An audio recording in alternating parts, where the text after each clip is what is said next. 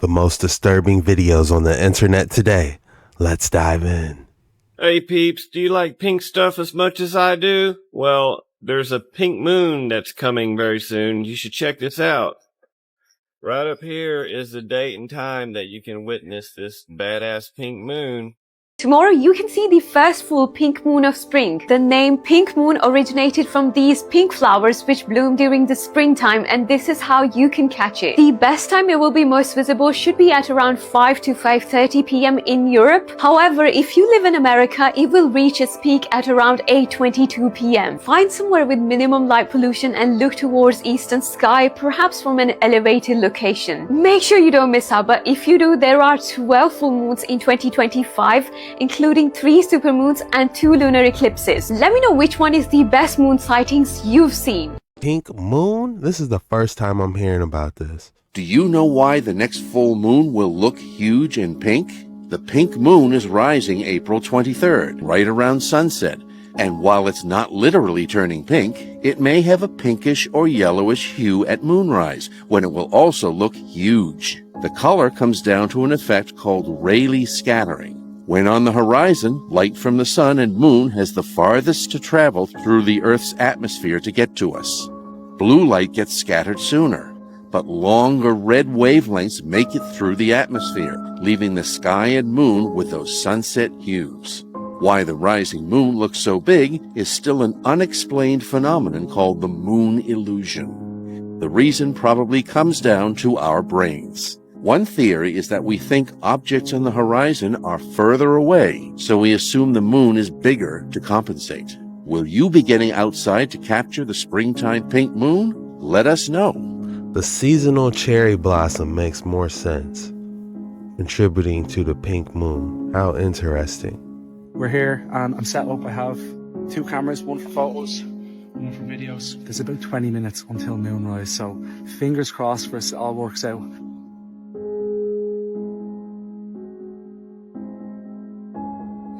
So you can see it just here on the edge.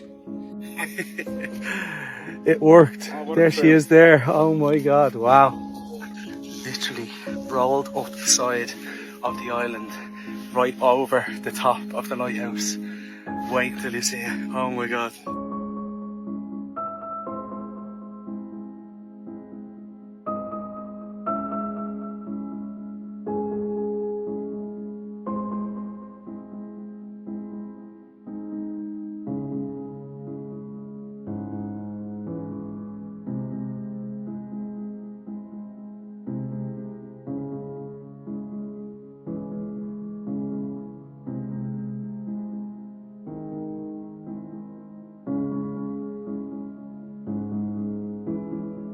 We're here and I'm set up. I have. Wow, I would frame that on a wall.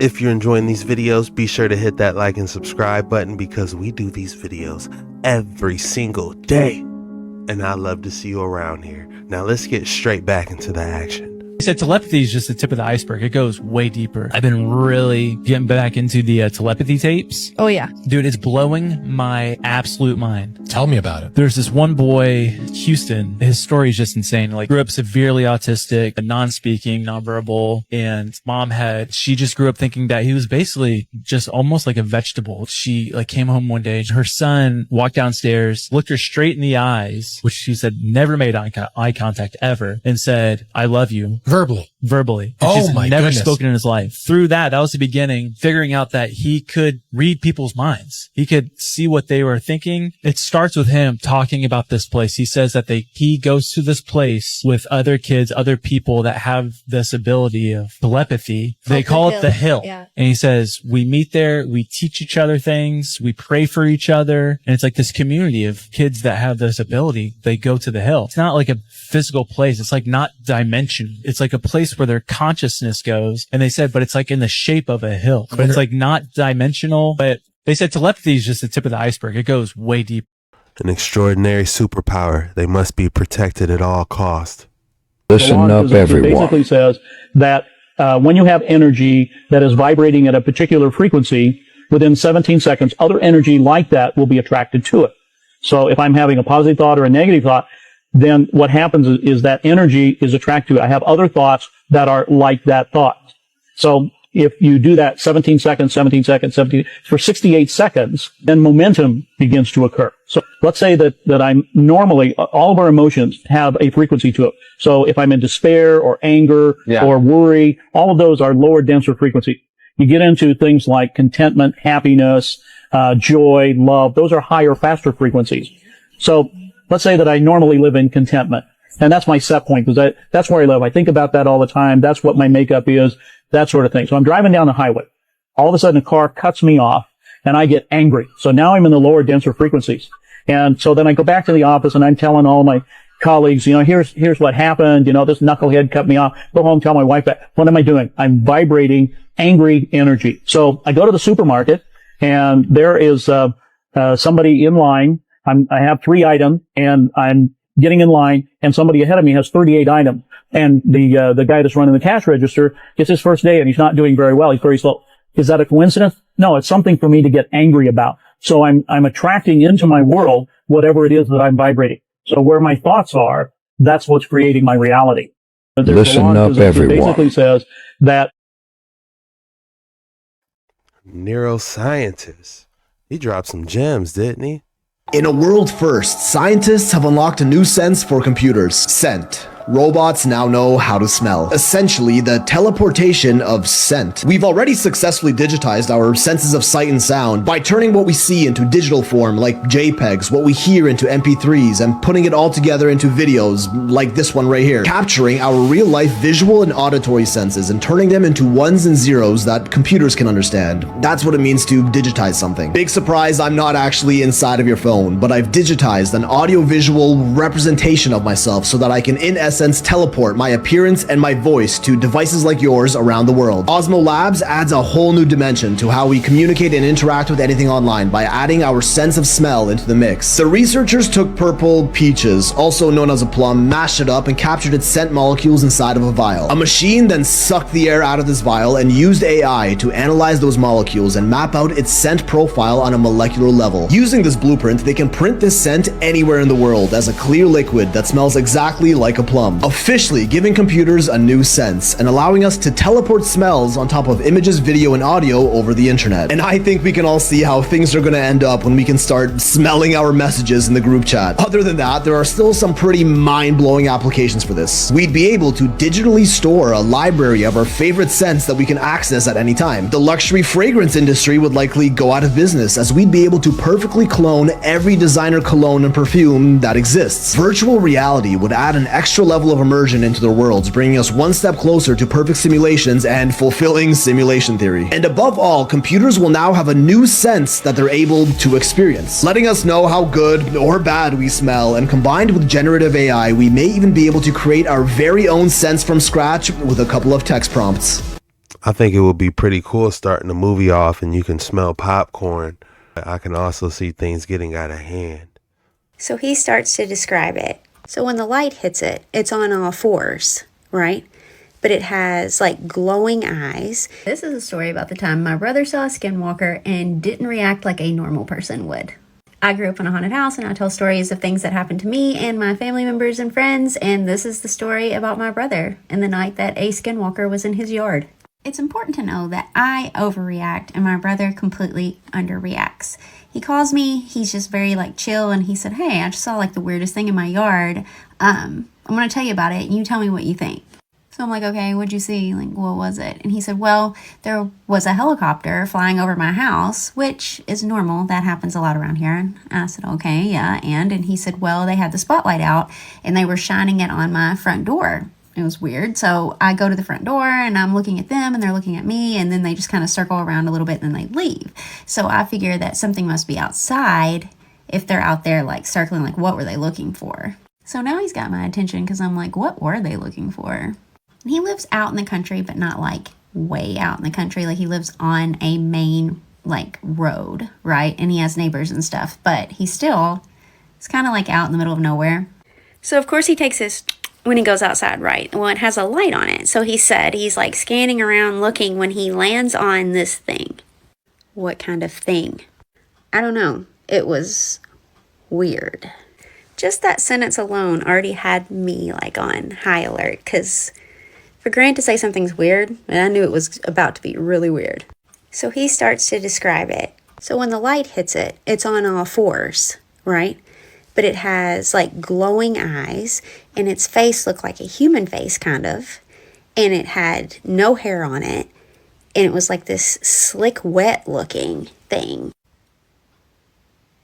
Me being me that knows everything about like ghosts and paranormal and weird stuff, I immediately knew what he was talking about.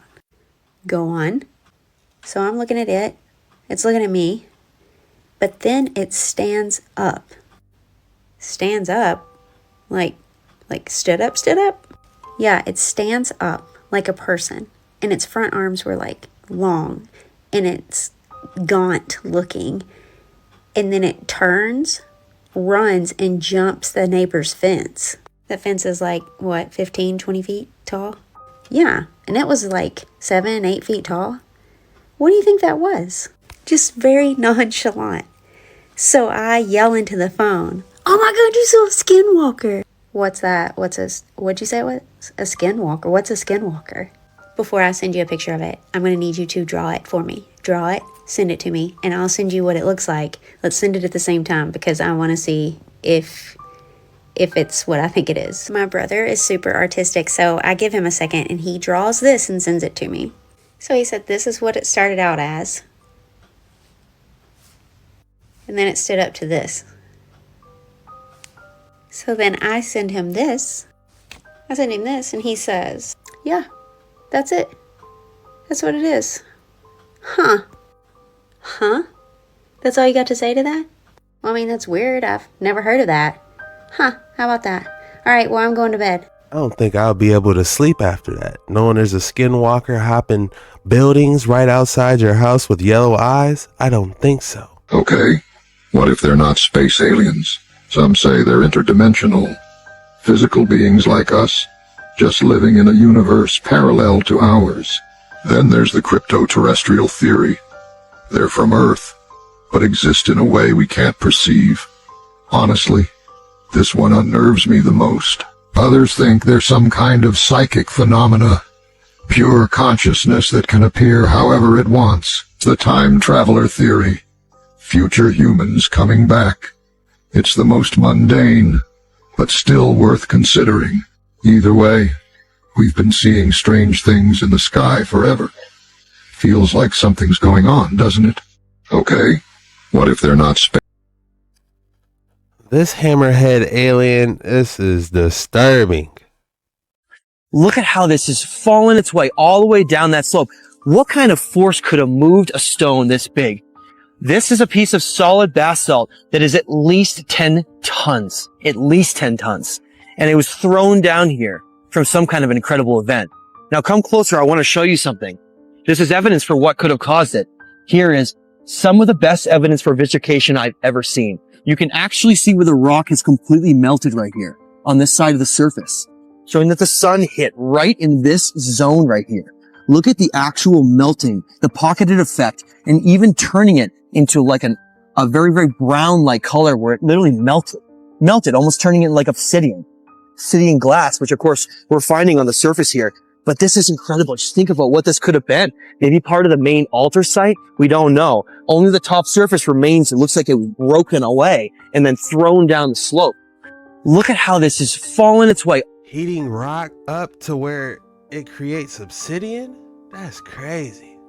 This AI robot can carve Renaissance-style marble masterpieces. Is this how they did it back in the day?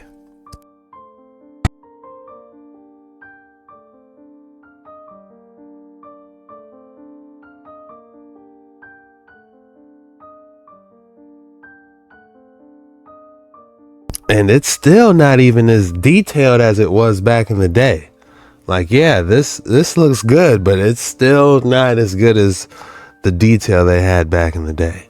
King Ramses III, between Horus and Seth, representing the highest ranks of coronation and priesthood. Cairo Museum, one of the greatest masterpieces of ancient Egyptian sculpture. This artwork is carved from a rare grizzled granite stone, making it even more complex to create than a single statue. King Ramses III, This was definitely CNC generated. So how old were you when you found out that the mask from Crash Bandicoot was based on a mysterious group of people from Easter Island? How old were you when you found out that the mask from Crash Bandicoot is Aku from Easter Island? And here we are just playing games. So how old were you when you found out? It looks just like him, doesn't it? Just to clarify what the audience is seeing right now, this is at the quarry, which is a half-mile away. This is where all the stones originate from.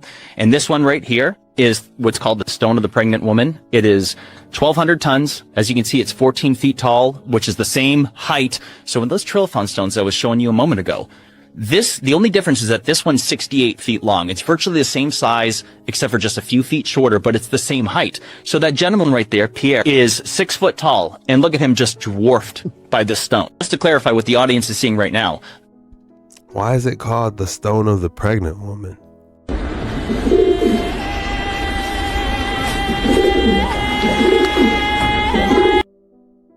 What is going on with his wings? Look like some type of barcode. Did you see that?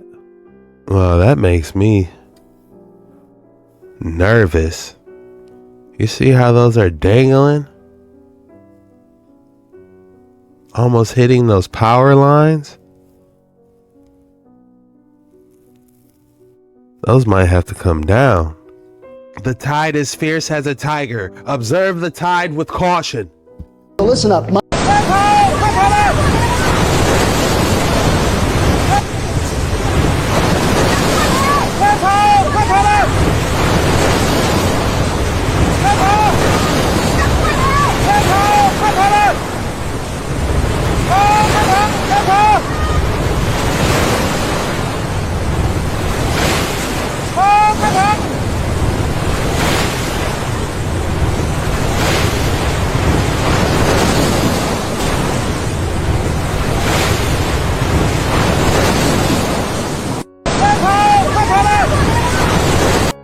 I would have threw the fishing rods. I would have threw the cooler.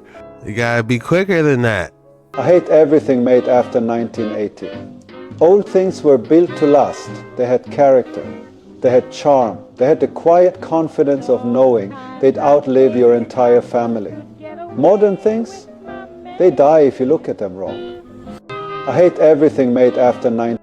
The Library of Alexandria, built in the remnant footprint of Chem, and one of the few good things to come out of this brutal conquering was ordered to be burned to the ground by Emperor Diocletian, shortly after the outlawing of all alchemical practices. It is unclear what the emperor wanted to prevent, but it is rumored that the dismantling of knowledge would stop a potential uprising of power among the people of Egypt.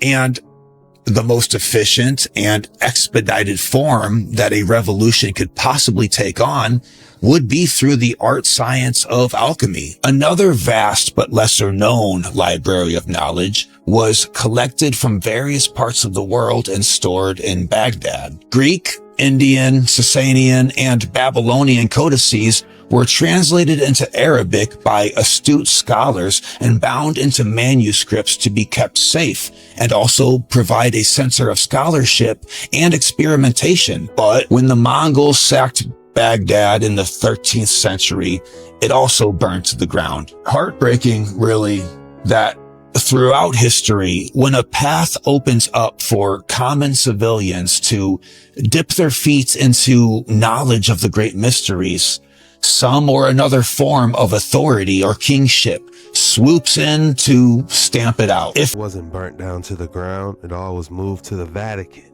for entertainment purposes only. Don't believe anything you hear or see on this video. I'm in an antique store now. Ignore the funky lamp and wicker chair there. How beautiful is the shape of this desk? It's from about the 1840s from Illinois, just when Lincoln would have been there. I'm in an antique store now. Ignore the funky lamp and wicker chair there. How beautiful is the shape of this desk? It is very productive. Videotape.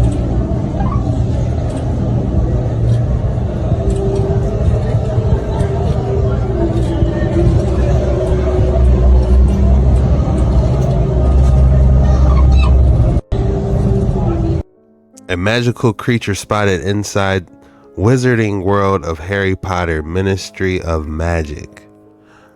This thing looked real. I wonder if this is an animatronic. Look how real it looks.